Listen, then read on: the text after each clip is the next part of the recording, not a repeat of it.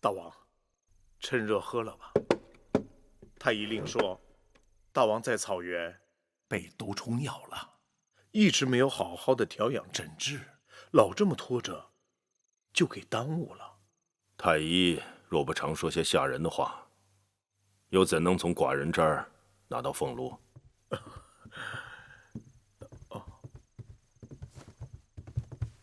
拜见大王。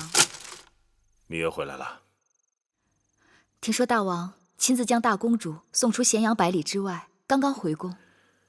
寡人并非多情善感之人，但是这次梦莹要走，心里突然有些忐忑，所以多送了些路程。大王的病一直未痊愈，该多注意身子。大王，把药喝了吧。怎么连你也来啰嗦寡人了？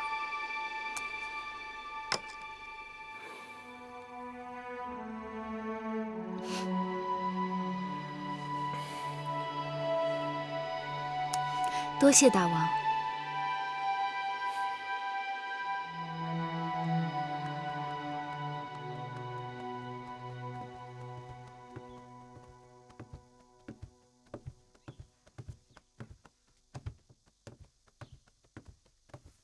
夫人，听说太医院又派人去承明殿了。唉，自从2年前大王去了那一曲草原，被毒虫咬了，这身子就一直没有调养过来。一到春秋换季，就犯咳疾。朝堂上好像又有人在议论立储的事情。论才华，论军功，公子当中无人能与华儿比肩。朝堂上和旧族里，也有不少人看好他。所以说，一旦大王立太子，公子华定是不二人选。这么多年了，也该尘埃落定了。王后，拜见王后。甘大夫免礼，赐座。是。谢王后。这2年，荡儿在甘大夫的悉心调教下，学业大有长进。这都是甘大夫的功劳。王后过奖，公子天生是运筹帷幄的战将奇才，将来必定能够成就秦国的雄图霸业。论感恩，该是微臣拜谢王后。甘茂在外闯荡多年，无法在双亲面前尽孝。昨日收到家书，说留在楚国的老母亲多次得到楚国王宫里的照应。甘茂肝脑涂地，无以回报。甘大夫太见外了，快请起。我们都是楚国人，自己人关照自己人，那是应当的。前不久，大王还向我问起荡儿的功课，我说荡儿十分用心，在甘大夫和初离子的调教下，已经读过《大夫仲2篇》，李子10篇，《楚兵法》7篇，正要研读《魏公子》21篇。看大王的意思，像是要考一考荡儿。既然如此，我等该早做准备。大王一向重视公子，否则怎么会这么关心公子的功课？这看重是一回事，立储又是另一回事。大王不也一直看重公子华，也曾打算立他为储君吗？那时大王没有嫡子，先王后与魏夫人有关系特殊。那都是旧话了。眼下大王有了公子荡这个真正的嫡子，公子华怎么可能与公子荡相提并论呢？更何况微臣也向初离子提起过公子荡，初离子也曾在微臣面前狠狠地夸了公子一番，说公子龙居凤雏，天生王者。想来想去，这事还是要由初离子出面才好。尽管秦国有兄终弟及的旧例，但我看他对王位并没有觊觎之心。如今他既是左相，又是大奉常，应当由他帮我去向大王陈情。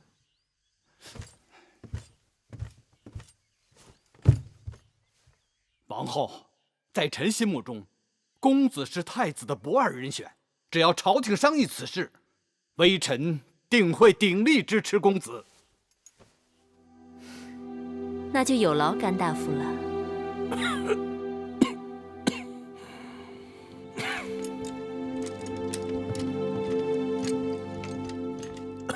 大王，处理子来了。臣拜见大王。看你的神情，有何紧急军务？并无急事，业务军务。可你眉头紧蹙，难道是有什么其他心思？臣思量了几日，以为这要说的事情的确要紧。坐。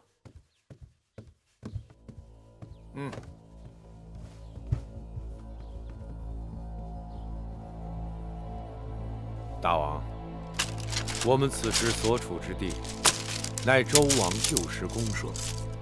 因周幽王宠爱褒姒，乱了嫡庶，以至于太子平出奔申国，人心不服。犬戎攻破西京，平往东迁，将犬戎占据的旧都抛给了我秦国的先王。先人们浴血沙场，无数白骨，方才有了今日大秦之强盛。但纵观列国，许多盛极一时的强国，都是因为储位不稳而引起内乱，强国衰落，甚至灭亡。你说了这么多，到底想说什么？是为什么人游说吧？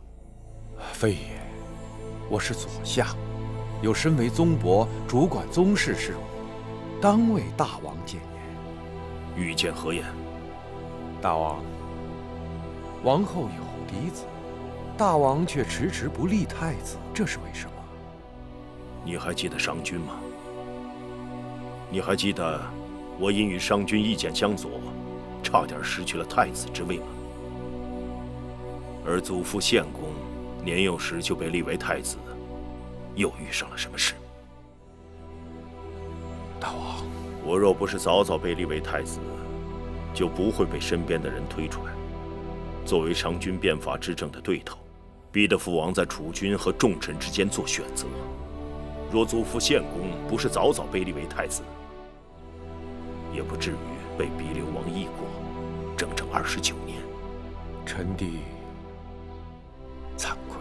太子之位从来都是别人的靶子，大政之事，家国存亡就在寸缕举措之间。无论内外，搏杀残酷。天无二日，国无二主。太子之位太早确立，就等于在国中又立一主，容易让心怀意念者聚集到另一面旗帜之下。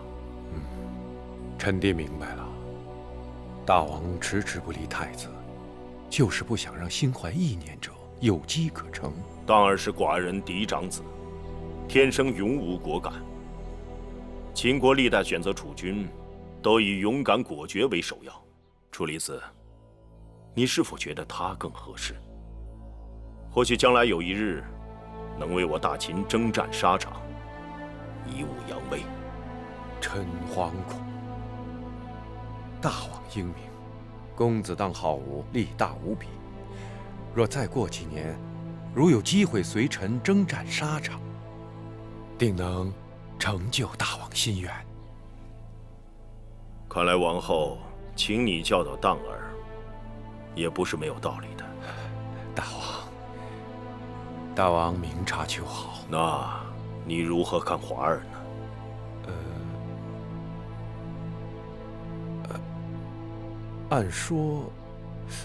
按说公子华是大王的长子，好学上进，又多有军功，是个可塑之才。只是他的生母和其魏国背景，恐怕对他有所拖累。华儿才华出众，在诸公子中颇具威望。寡人只想对自己的每个孩儿都能做到公平。都说大王宠幸芈月，所以也难免爱屋及乌啊。继儿率真可爱，冰雪聪明。寡人政务繁忙之余，逗弄小儿郎，削发舒心。臣弟以为，那公子季既然是幼子，不必肩负国家重任，大王格外溺爱些也无妨。想来，芈八子便是大王的解语花吧？芈月的确是解语花，但她也不仅仅是解语花。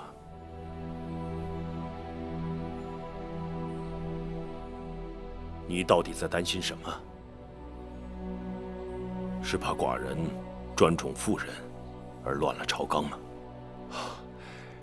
臣弟追随大王多年，岂有不知大王为人的？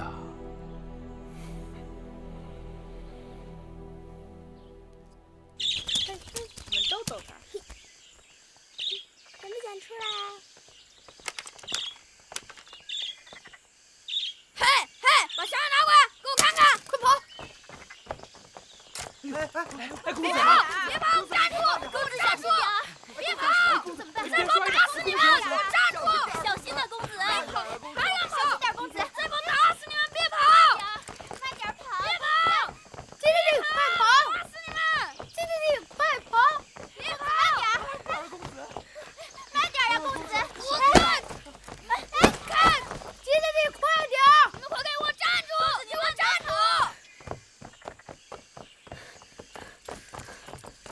以强凌弱，非君子！滚开！叫你跑，叫你跑！把香烟拿来！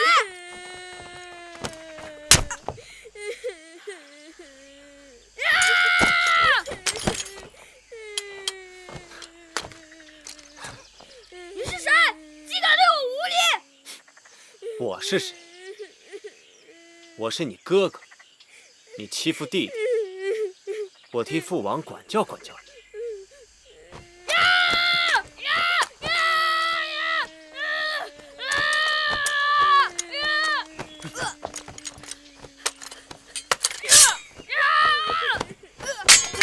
公子没事吧？滚开！你敢打我？你可知道我是谁？你欺负弟弟，就仗着身材比他们高，力气比他们大。遇到身材比你高、力气比你大的人，你只会说：“你可知道我是谁？”你是谁呀？我是……你给我等着，总有一天我会亲手把你打趴下，叫你跪着向我求饶。好，这句话倒像个好汉。那我就等你长大，练好本事，来找我打架。公子，姐，滚开！给我滚开！都给我滚开！公子，快跟上啊！公子。夫人，夫人知道公子要回来，早早就熬好了桃花粥，等着公子了。春吃鲜花，夏吃果，秋食野菌，冬喝汤。你在军中辛苦了，春天喝点桃花粥是最活血养颜的。母亲为孩儿太操心了。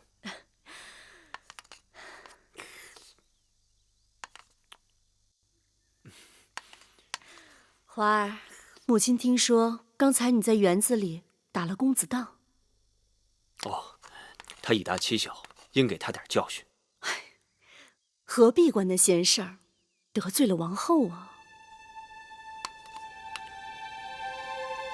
啊，既然已经得罪了，就得罪了吧。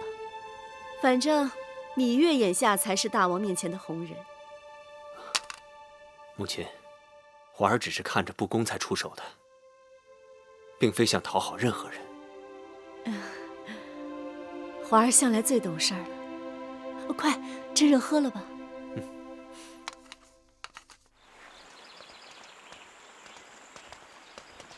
哟，妹妹。魏夫人，公子华，妹妹也逛园子呢。哎呦，真是凑巧了。昨日花儿还跟我提起你们公子季，说小小年纪正气凛然，令人刮目呢。魏夫人过奖了。公子华打抱不平，仗义直言，本该受芈月一拜。八字严重，说不上什么仗义直言，只是看不惯仗势欺人，以大欺小罢了。华儿自小就这样，所以在兄弟当中威望最高。继儿当以公子华为楷模。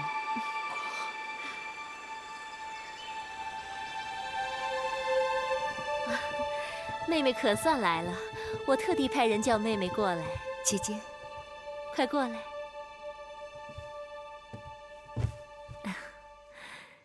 你看，这是太医院特制的桃花丸，我用了一阵子，还真不错。妹妹拿回去试试。谢谢姐姐，什么事情都想着我。你我连理同知，与他人自然不同。大儿和继儿手足亲情，更是其他兄弟不能比的。姐姐说的是。我听说前2日，大儿在园子里欺负了继儿，这哪像个做哥哥的样子？为此事，我已经责骂过他了。小孩子家不知轻重，等大儿长大了，懂事了就好了。我是怕妹妹因为此事与姐姐生分了，更怕继儿受人挑唆，与当儿从此疏离。不会，牙齿有时还免不了会咬到舌头呢。我就知道妹妹识得大体，顾得大局，他人再用手段也是枉费心机。对了，我打算把宫里的园子好好修整一番。好妹妹，你帮我筹划筹划，哪日我们一块儿把大王请来，好不好？好。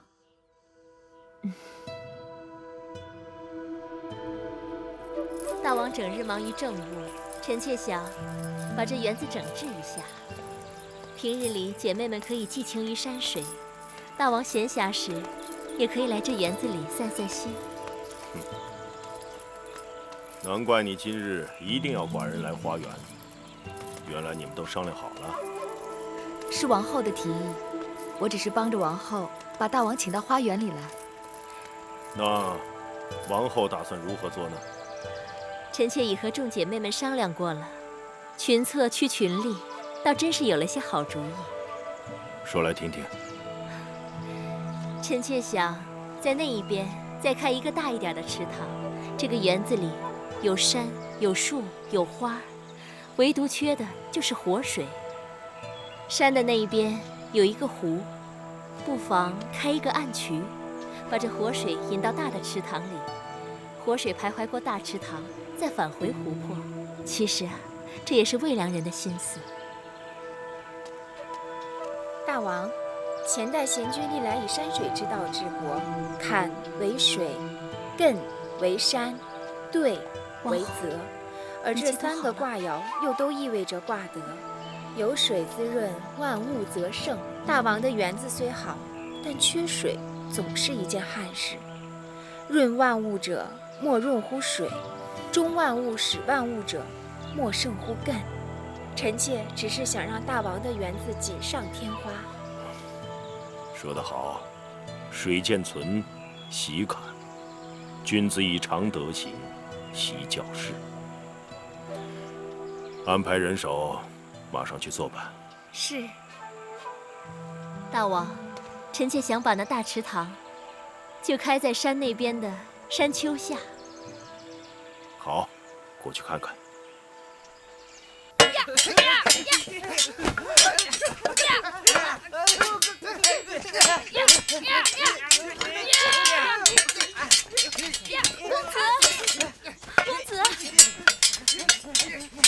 公子，大王和王后他们过来了，赶快准备吧。嗨，你们都听我的率领，各回自家的阵营。咦，我的那个小木球呢？快给我找木球去！公子，木球在这儿呢。公子，木球。你们吃黑旗的为一方，你们都听明白了吗？明白。大声点儿！明白。当儿他们这是在做什么？吃红旗的为一方。这些日子，当儿在甘大夫和处理子的调教下，悉心学习军务，日日在这儿和这些小内侍们演练兵法。花儿和焕儿，他们在疆场杀敌，当儿他们在后花园练兵。好，我们大秦后继有人。恭喜大王！童儿，你和当儿年龄相仿，为何不跟当儿一起玩耍？当弟弟力大膀粗，娘亲说如果跟他玩，启禀大王，童儿自小体弱多病，臣妾是担心他出事会伤着筋骨。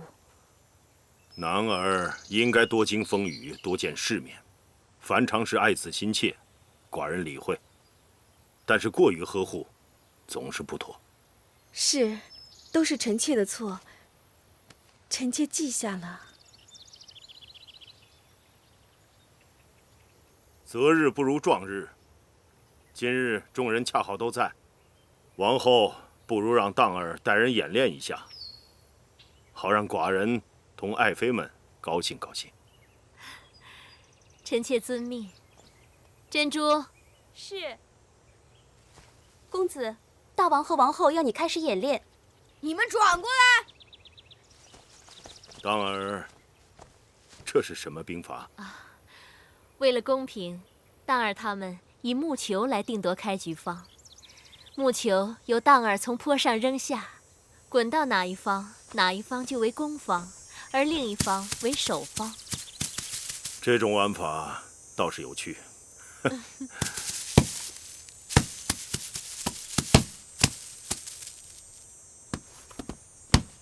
这木球没有滚下山坡，这算什么？什么都不算吧？这个。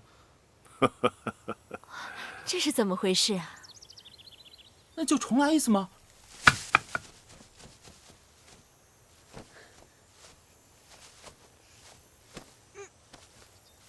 你胳膊最长的，给我把球掏出来。是。大王。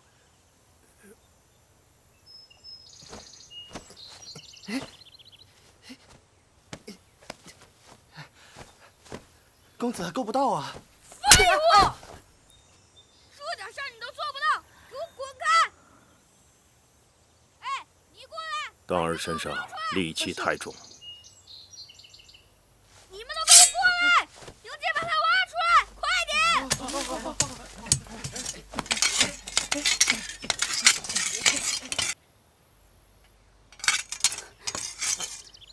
王后，要不让人再找个木球来，重新开始，小孩子的把戏嘛。你见过一场大战，兵马出阵，又退回来再重新开始吗？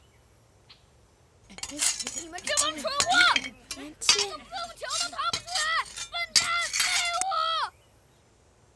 废物！你是废物！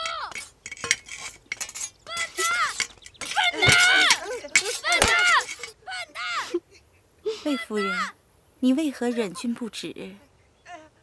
王后刚才不是说要在这山坡下面挖一个池塘吗？臣妾以为不用费这个事儿了。公子当在那儿多挖些时日，池塘不就挖妥了吗？笨蛋！笨蛋！你是废物！杀了你们！让一让！笨蛋！废物！让一让！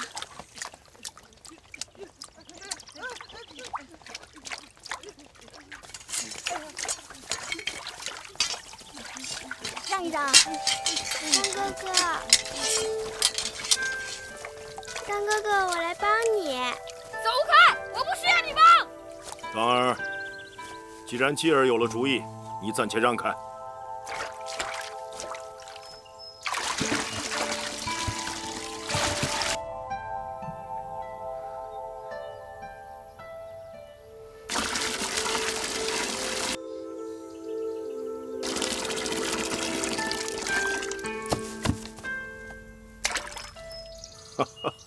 蛋哥哥，木球。我不要！我不要！吉儿，到父王这里来。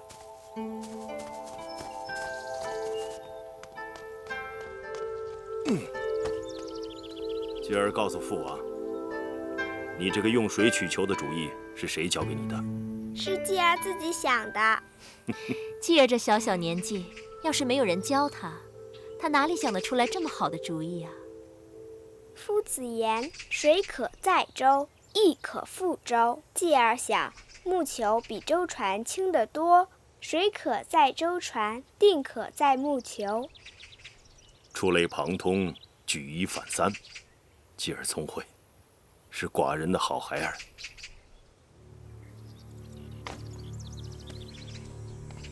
芈月，你这个当娘亲的，教孩儿教得很好。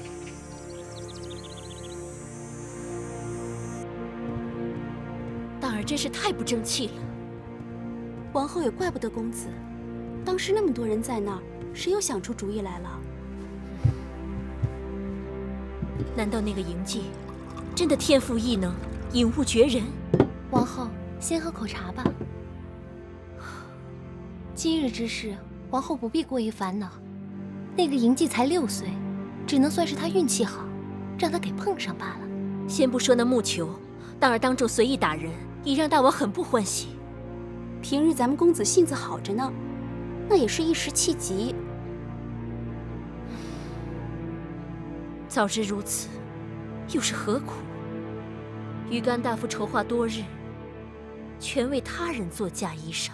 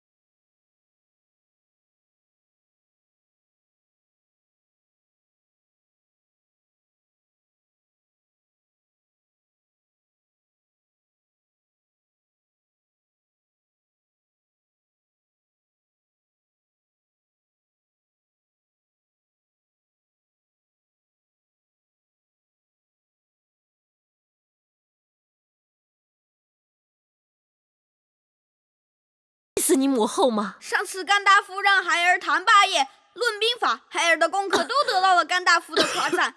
可那蜀中治理跟我有何干系？这篇策论还是让侧室们去写吧。眼下蜀中治理是你父王心中的一件大事，你要想让你父王看重你，就该有些见地。替父王出谋划策的事儿都让我做了，那些朝廷的谋士将相还做什么？你这话要让你父王听见了，你母后，孩儿累了，要回去睡会儿。王后不必太心急，公子年纪还小，这些道理要让他慢慢的明白。大王迟迟不立太子，当儿又如此不听话。本来大王好意，让当儿跟着甘大夫与处理子学习军务和政务，结果当儿只知道耍刀弄枪，一点书都读不进去。可毕竟公子是大王的嫡子，处理子也说过，大王是有意将咱们公子当立为储君的。嫡子又如何？秦国历代也不都是嫡子继位，何况大王的念头时时会变，万一有人蛊惑大王，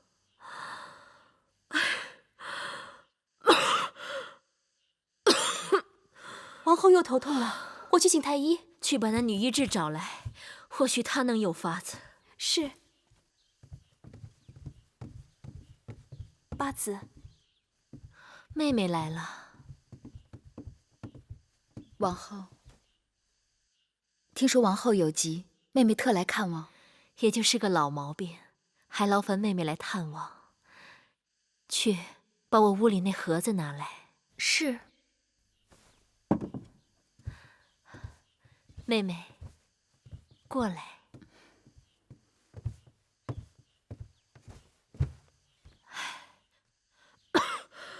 姐姐。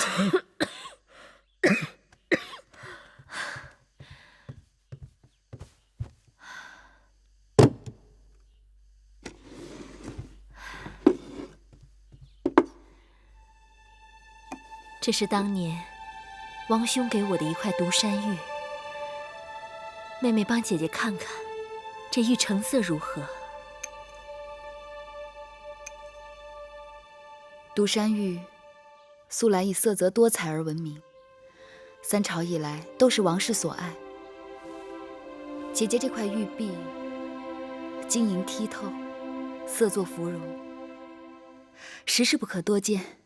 既然妹妹也说成色不错，那姐姐就将这玉转赠给你。姐姐这块玉太好了，给妹妹就糟蹋了。姐姐知道，妹妹这些年跟在大王身边，见过的宝贝不计其数，但这玉也是姐姐的一片心意。人养玉3年，玉养人一生，还望妹妹不要嫌弃。那妹妹就收下了。姐姐，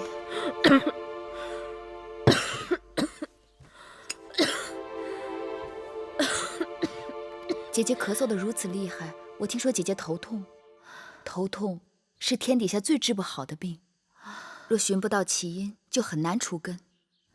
妹妹猜疑，姐姐的头痛或许与那咳嗽有关。这是一小坛子牙蜜，产于五都山谷的峻峭悬崖上，人人都言它可治疗风湿关节痛，却不知它对咳嗽有奇效。姐姐不妨试试。难得妹妹如此体贴，姐姐领情了。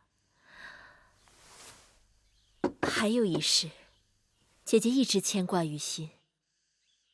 芈月妹妹尽心尽力服侍大王这些年，可却一直在八子的位分上，真是太委屈你了。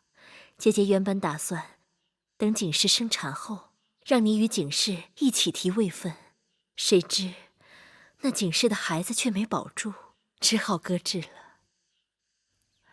姐姐一直也犹疑，大王有10几个公子公主，还有嫔妃若干，个个都不是好相与的。姐姐不用说了，妹妹不在意位分之事。既然让姐姐为难，那我们何必又要去自寻烦恼？只是妹妹，姐姐不必再提此事，妹妹领情了。八国和察国这几日派使者来到咸阳，说蜀国和楚国勾结，欲灭察国，再灭巴蜀，要我大秦派兵救援。可巧，这个张子却上奏章，希望出兵攻打韩国。公孙衍因为兵败函谷关，被魏王驱赶出魏国。他去到韩国，却得到韩王的重用。张子前仇未报，所以才提出攻打韩国的吧？你说，寡人应该往何处用兵啊？大王不该问我，妇人不敢整。那就说点你们妇人能说的事。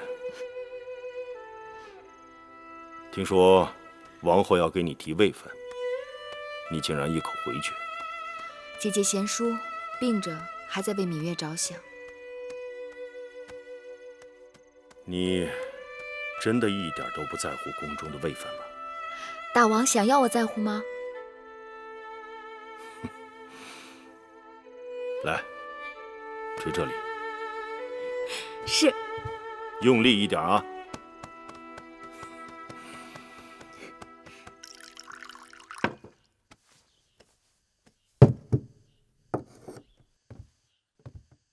智姑姑的手最为灵验，只要智姑姑一来，我的头疼定能好许多。王后是用心太过，若能释掉心头重负，头疼该会不治而愈。一会儿奴婢给你开一种内服外敷的药，或许暂且可减缓王后的痛楚。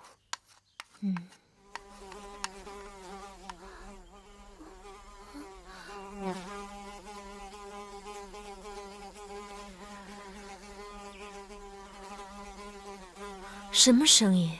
这般烦人！万万不可招惹这疯子！为何？那是杀人疯，平日见了他躲还来不及，你竟然敢惹他！开窗请他出去便是了。是。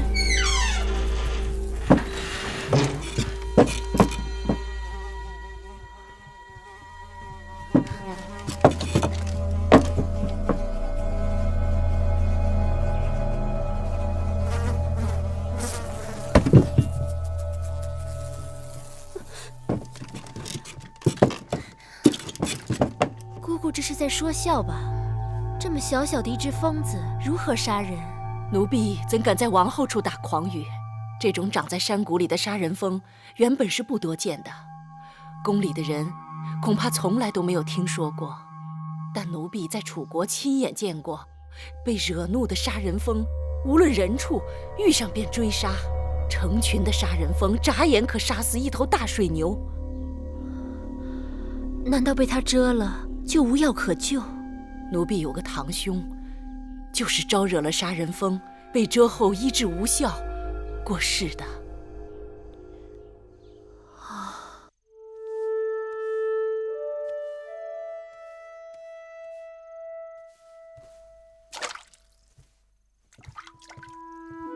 大王到。大王，臣妾失礼。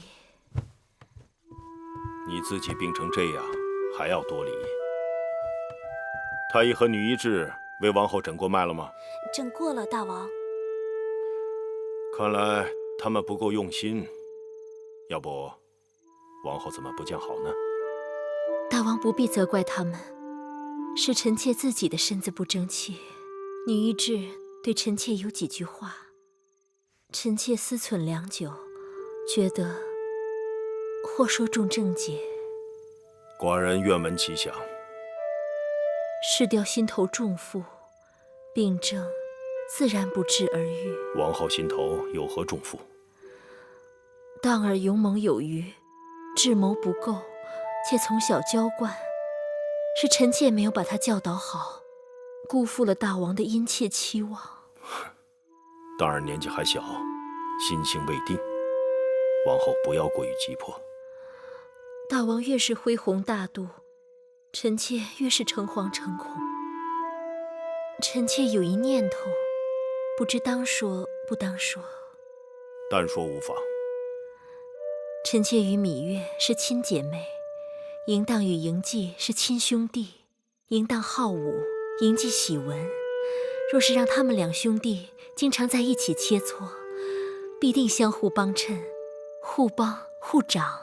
王后心思缜密，依寡人看，这主张甚好。一文一武，一文一武，正是铸造社稷重器之正道。寡人明日下旨，选当儿和继儿的先生进宫，商讨如何共同授业之事。臣妾只是病榻之上偶尔一念，是否妥当，全凭大王拿主意。淑儿的主张没有不妥之处。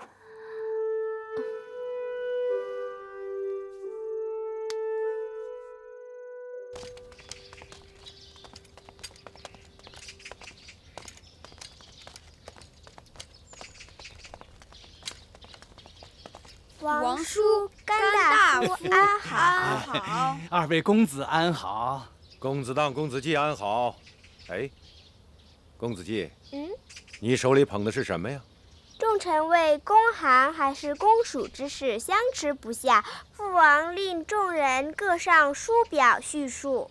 这么说，大王是要二位公子拿着他们的书表叙述去学习？正是。二位公子慢走。王叔、甘大夫继而告辞。好，走好啊。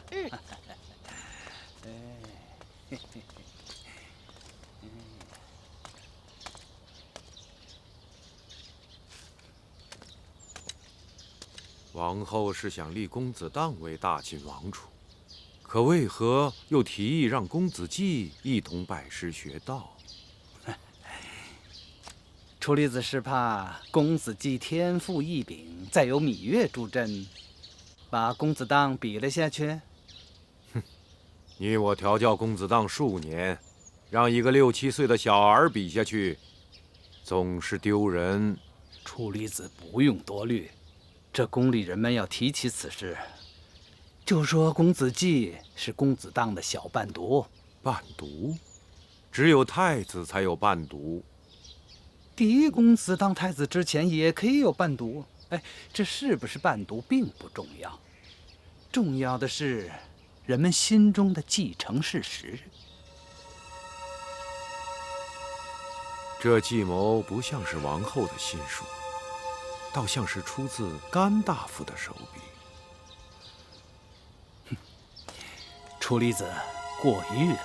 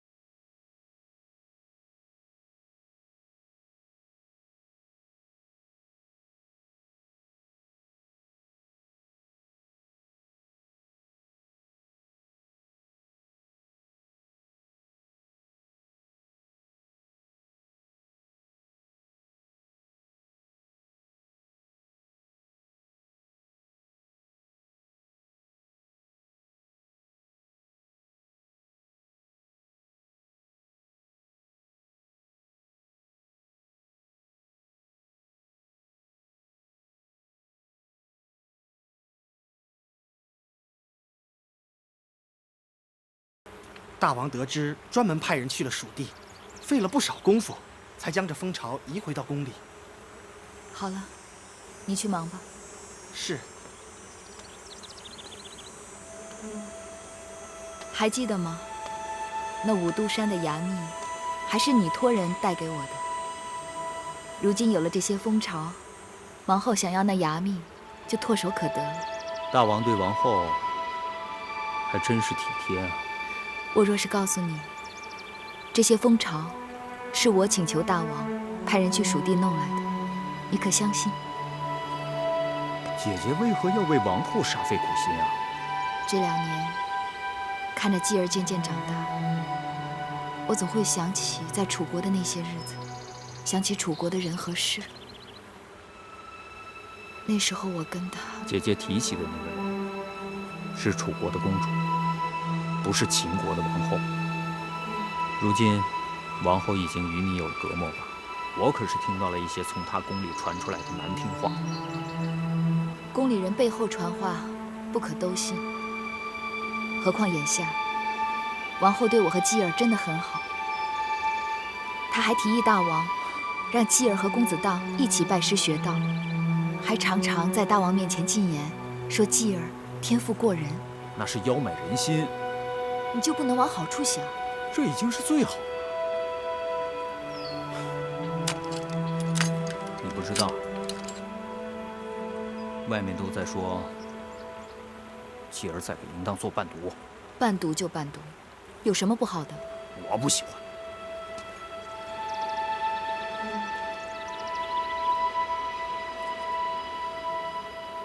哎呀，好了，小冉千里迢迢赶回来，也不是为了招惹姐姐生气的。太阳都偏西了，我也该出宫了。走吧，姐姐送送你。朝中为伐韩还是攻蜀，已费议多日。今日寡人想听听诸位高见。众爱卿当各抒己见，畅所欲言。攻韩不易，伐蜀也不易，这事啊要从长计议才好。是啊。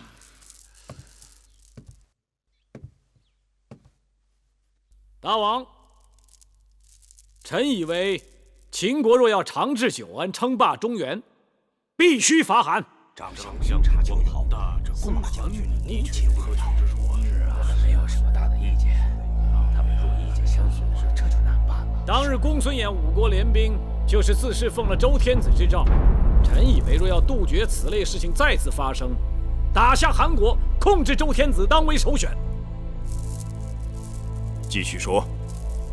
臣以为，我当与魏、楚、鲜为结盟，让魏王发兵三川，再让楚国兵临南郑，我秦军去攻打新城、宜阳，兵临洛邑城下，逼周天子献出九鼎和玉玺，秦国方能挟天子以令天下，天下莫敢不从，遂成就帝王之大业。大王，大王，张子的主张听起来头头是道，但实施起来难上加难。如今大王获取天下疆土，当先易而后难。巴蜀眼下有桀纣之乱，若以大秦之兵力去攻打，如豺狼，如群羊，取其地足以广阔国土，得其财足以富民养兵。我大秦借道八国，并吞巴蜀，而天下不以为报，历尽西域而不会引起诸侯反对，是以一举而名实两副，而又有尽暴政乱之名。臣不以为然。想那巴蜀乃西僻之小国，就算是秦国能借到八国攻蜀，别忘了八国入蜀之道艰难崎岖。我大秦为攻打巴蜀兴师动众，却与大秦的霸业无关。劳其众而不足以成名，得其地而不足以为利。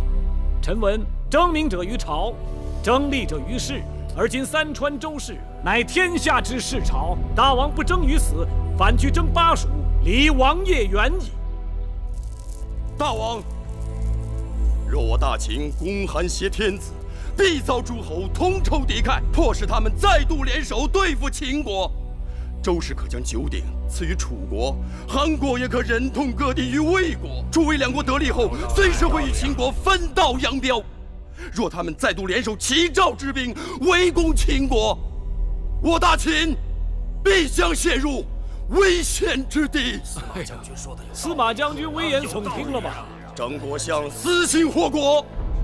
我有何私心呢？眼下公孙衍就在韩国，张子与他不共戴天，只怕张子是想借伐韩讨伐公孙衍吧？你说我公报私仇？张子敢指天发誓，说伐韩与那公孙衍无关。好了，今日到此为止。你们二人各自再上奏章，详述意见。太史令，在。将他二人今日之言，再抄录一份，交与寡人。是。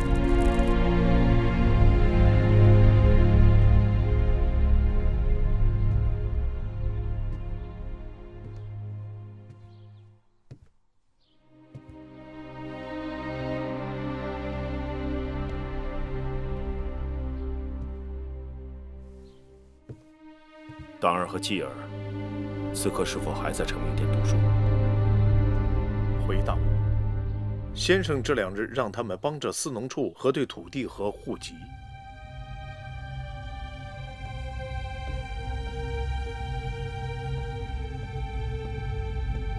继儿，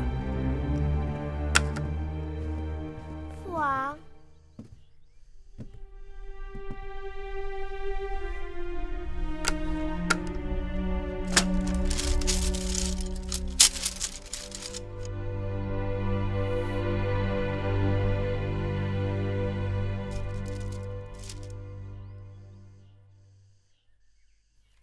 你王兄呢？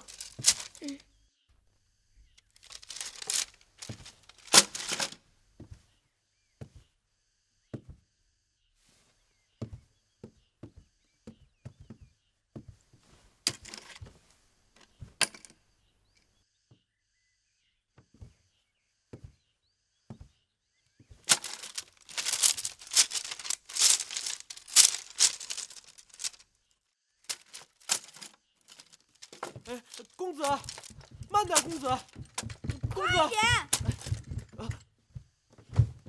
拜见大王，拜见父王。你这是到哪里去了？蛋儿肚子不舒服，如厕去了。这是你的功课吗？这么一点小事都做得如此潦草，将来如何担当大任？儿臣该死。土地丈量、户籍登记，乃是国之命脉根本，你怎敢轻忽至此？你是寡人的儿子，不但要有无敌之勇力，更要有治国之本事。你看看继儿，他是你弟弟，年纪比你小，做事却用心竭力，一丝不苟。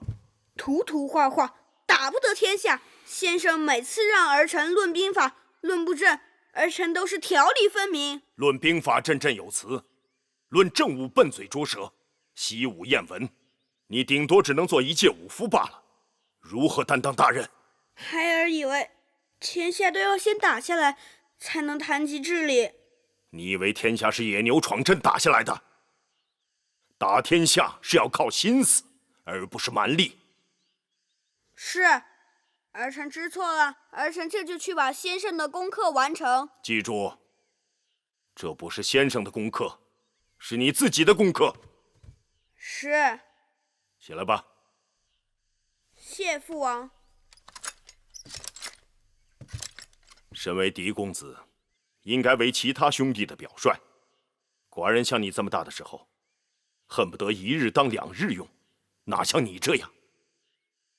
好了，先生给你们的功课，以后再说吧。今日父王要给你们一个新的功课，是攻城略地的事情。是。朝廷重臣为伐韩还是攻蜀，已费议了多日。你们都看过张国相和司马将军的书表叙述，各自回去好好想想他们的长短利弊。3日后，与父王讲述你们的主张。是。王后，您不必太担心公子，公子年纪还小，贪玩也是正常的。等公子长大了，自然就好了。只是奴婢不明白，王后为何要抬举那芈月的孩儿，让他跟咱们公子在一起听先生传道授业？就算是要给公子找伴读，也该找个憨厚老实的。长此以往，当儿就知道什么叫机不可失，时不待我，就知道做人做事如履薄冰。可是那公子季处处都抢了咱们公子的风头。处？哼，我看也未必吧。要真让他谈兵论将，他铁定会输给当儿的。母后回来了。当儿，怎么了？怎么愁眉不展啊？你这小脸蹭的什么？父王今日给我们出了题目，让我和公子季论述伐韩公署的优劣。若论寻章摘句，那公子季说不定能抢个头彩。可论攻城略地，是当儿的擅长啊。话是这么说，但又不是真的带兵打仗，纸上谈兵，就连满朝文武都各说各的，孩儿怎能有十足的把握？你去请教你王叔和甘大夫，他们定能给你指点。对啊。哎，慢点儿。我不睡，我不睡。怎么还睡觉了？不睡，我不睡。哎呀，好了，继儿，娘亲，这么晚了，怎么还不睡啊？继儿今日提出要跟我们辩韩与蜀，说若辩不赢他今日便不睡了。我们3人说，夏日莲花冬将雪，韩有韩的好处，蜀有蜀的悠长，用不着辩。他竟跟我们生气了。娘亲，继儿要跟婆婆他们辩韩与蜀，不是韩与蜀，是韩与蜀。哦，娘亲知道了。继儿是想辩秦国眼下是该攻韩还是伐蜀，对吗？这是父王留给我和荡哥哥的功课。继儿不该为难婆婆他们，若要辩，该找侧室们去辩。娘亲明日带你去四方馆，好吗？好，太好了。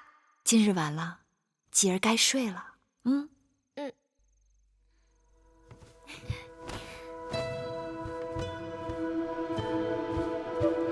依鄙人看来，国相力主攻韩，自有他的道理。自从公孙远投奔韩国，得到韩王的赏识，他据3晋，窃周天子之名，蛊惑列国，以秦为敌，以报我大秦未能重用其之仇，报张子排己之恨。而张国相也必然是公孙衍为大敌，因此也会对3晋之地和周天子的号令耿耿于怀。可我认为，司马错将军的主张更有道理。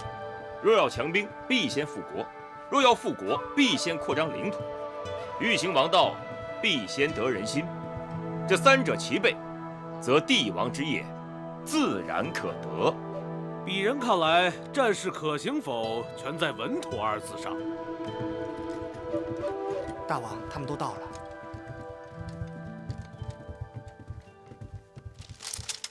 拜见大王。免礼。朝会上，众臣为了攻韩还是伐蜀，已争论了多日。今日寡人请你们来，是想让你们跟着看点儿新鲜的玩意儿。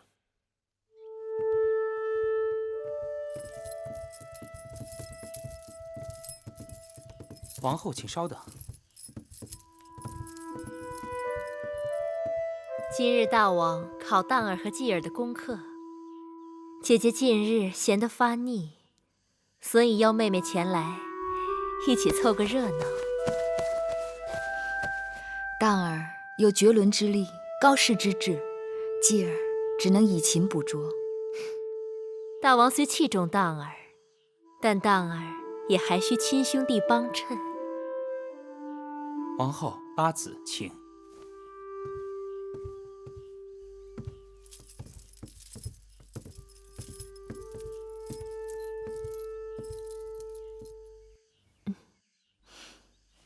列国兴霸，我秦国若能挟羞于之战的余威攻韩国，韩国必没有余力和我们作对，占三川天险，挟天子以令诸侯，世人都可以看出此举措有利于秦国的百年大计。父王，羞于之战，秦国自己损失了数万将士，因为打仗，秦国错过了农时，去年、今年的收成都不好，如何支撑来年的战事？所以才要打大仗，才要攻韩啊！这2年的收成，反正是注定损失了，就只能从战争中获得。与韩国交战，占领城池和土地，就能获得收成。若是能够挟持周天子，还能令各国上贡。万一败了，或者僵持不下，那秦国就没有退路了。我大秦威武之师，怎么可能败呢？僵持也不可能，定是一战而胜。胜败乃兵家常事，谁能保证每仗必胜？那攻韩没有必胜把握，伐蜀就一定能赢吗？这么说，荡哥哥其实认为攻韩、伐蜀都可以，能打赢谁就打谁。那是自然。哎，不对，我不是那个意思，父王。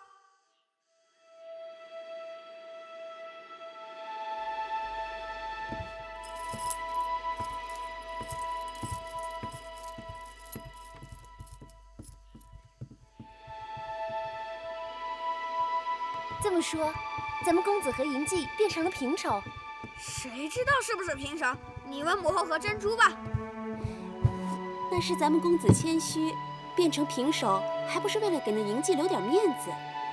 这韩蜀之争，朝廷重臣都说不出个所以然来，变成平手就已经很好了。甘大夫说，攻韩伐蜀难说对错，让你跟随张仪的说法，是因为张仪善变，又有大王的赏识，一定没错。可你怎么说着说着就跟着嬴稷的说法走了？既然各有千秋，难说对错，那跟谁走还不一样？那你自己可有见地？我有什么见地？你们要我怎样我就怎样。好了，你也累了，去歇歇吧。这事还没有完，父王要我们过2日去四方馆。四方馆？那地方平日可是乱得很，大王怎会让你去那儿？四方馆近日开了新的赌局，侧室们都在下注，赌的是父王到底是攻韩还是攻蜀。父王要荡儿和公子季也去下注。大王大概是想试一试公子的运气。大王此举必有深意。不就是个竹签吗？荡儿，那小小竹签，你可千万不要轻易投出去。早投晚投，反正都要投出去。万万不可。那怎么办？我不能总在手里攥着吧？我寻思，朝堂上反对攻蜀的人多，侧室们应该也是如此。最周全的办法只有一个，你先在边上细细看看别人投的是哪种签，跟着大多数人投，该是赢率高一些。孩儿知道了。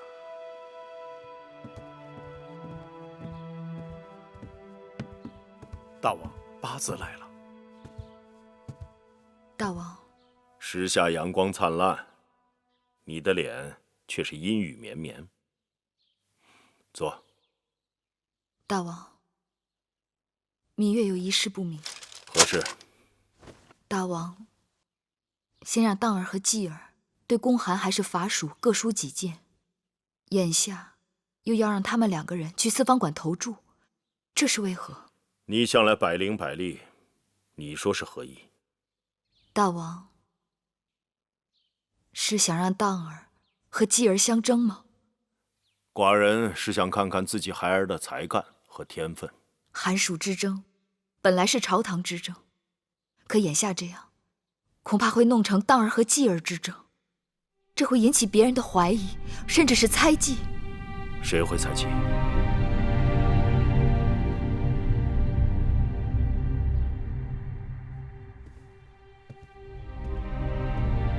都下去吧。说吧，谁会猜忌？我怕会引起王后的猜忌。当儿和继儿都是寡人的孩儿，就算他们相争，又有何不妥？况且，王后也不至于心胸如此狭窄吧？大王，当儿是嫡公子，大王和王后都指望有一日立他为储君，继承秦国大业。是又如何？大争之势，虎争熊场，犹存劣败。无论别人怎么争，都不要拿继儿去相争。再好的刀，也是磨出来的。大王，可我不想让继儿当刀，只想他做磨刀石。芈月，寡人宠你，但你也该知分寸。求大王放继儿一马。继儿不单只是你的孩儿，也是寡人的血脉。大王，你回去吧。以后吴宣、成明殿就不要来了。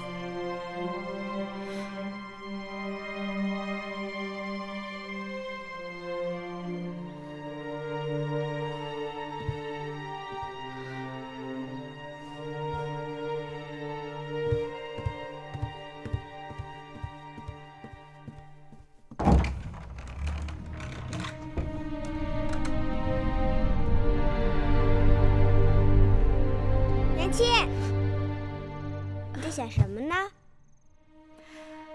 娘亲在想继儿。在想继儿的什么？在想继儿的将来，想继儿会成为一个什么样的人。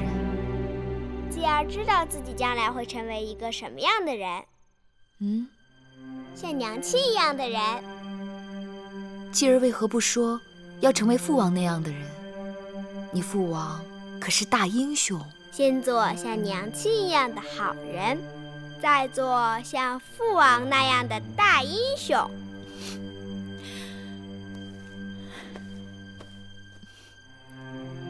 继儿说的对，首先我们要成为一个好人，将来才会成为一个大英雄。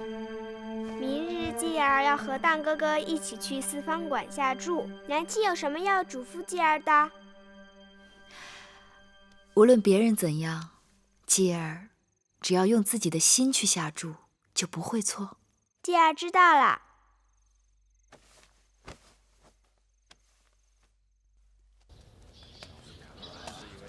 在下赞同张相主道崎岖艰难，攻占巴蜀，兴师动众，得不偿失。在下主张公函，这公函可以走3步棋，一会儿再聊。愿闻其详。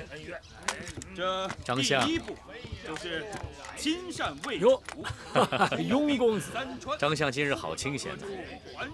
当清闲实则清闲啊！张相心系公函大事，到这四方馆来，难道也是来下注的？我是来看别人下注的。何人下注能让张相如此挂心？一会儿你就知道了。张相觉得大王究竟何时才能决断公函还是伐蜀？快了，快了！你如何算得快？我蜀地偏远，劳师伐众，不足以成威名。我会掐算。而创建王业的关键之地在三川。我要等的人来了。伐蜀离成功之业太远，不宜适用。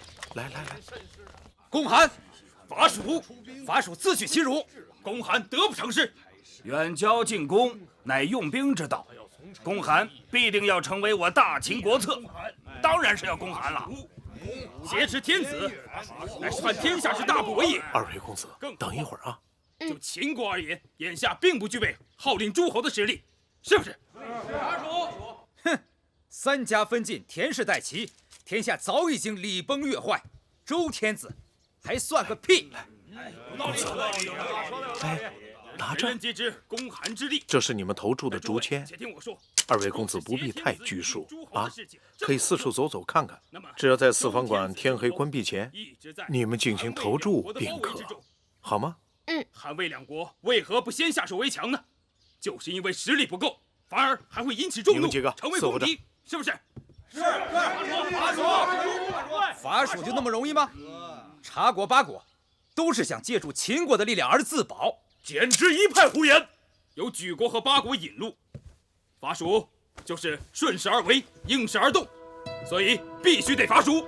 公函，言之有理。伐蜀，是公函还是伐蜀？这要权衡两者之间的利益。一定要伐蜀！孙子自取其辱，多算胜，少算不胜。再想看张相吉言公函，公函的有多少个了？公函的有13个。伐蜀的呢？伐蜀的只有5人。那么，如何才能公子季12字上都得到更多的好处？老伯，既为大秦谋得实力。你认识老伯吗？当然认识。好记性啊！老伯是你娘亲的挚友。公子等一下。你看看，主张伐蜀，实质也是从3处着想，来阐述如何成就蜜豆，公子喜欢吗？那咱们俩找个地儿吃去。好，走，慢点，慢点。久战民贫，尚不具备即刻一统天下。哎，手伸出来。增强国力，这二者蜀有节，纣有乱，一攻一伐，用兵不伤众，取其地好吃吗？可广域富民。道义上，你看这里是不是很热闹？伐蜀，一定要伐蜀！他们好有趣，像树上的鸟，每日从天明吵到天黑，下一日再来接着吵。这里的人就像流水一样，得志了就出去做事，不得志了就留在这里。你看叽叽喳喳的吵嘴。那老伯是得志的还是不得志的？那公子既然在这里遇见老伯，可见老伯是不得志的。老伯大器晚成。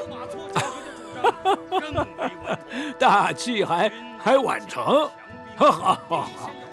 那老伯就借公子其言，啊，你看老伯盼得志，头发都盼白了。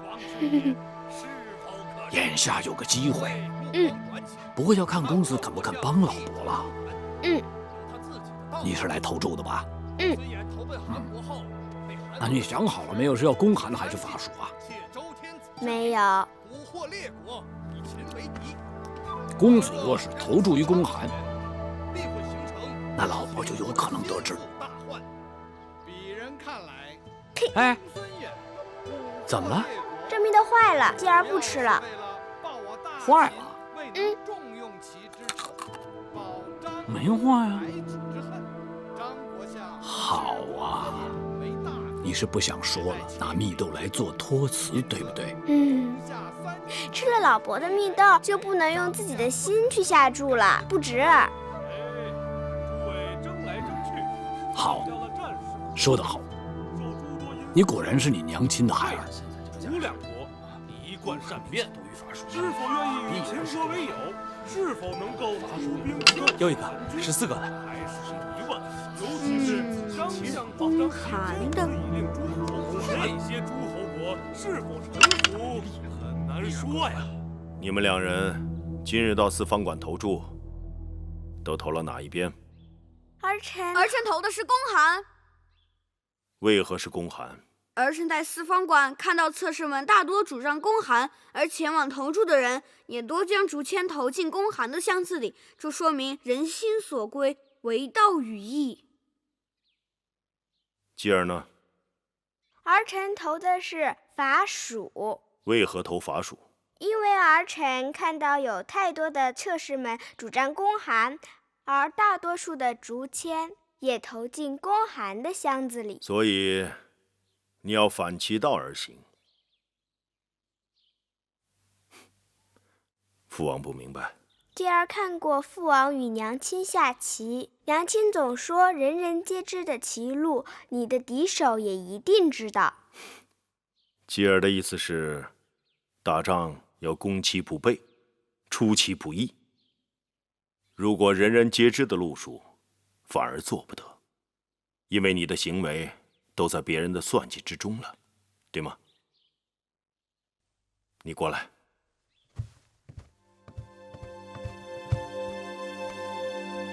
你刚才说的那些话，是谁人教你的？